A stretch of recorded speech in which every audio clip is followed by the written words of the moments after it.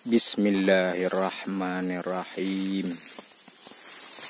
Subhanallah, la ilaha illallah, Muhammadur Rasulullah. Alhamdulillah rabbil alamin. Tiap masuk selalu jumpa dengan izin Allah ya.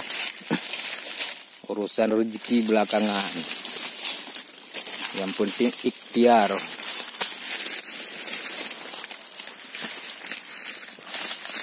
Nah, ini tunggul sudah lama ini.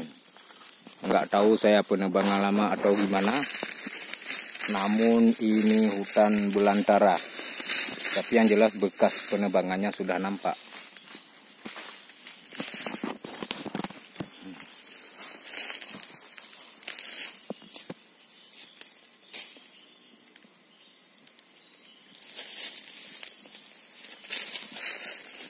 Ini kali hijau kayak gini.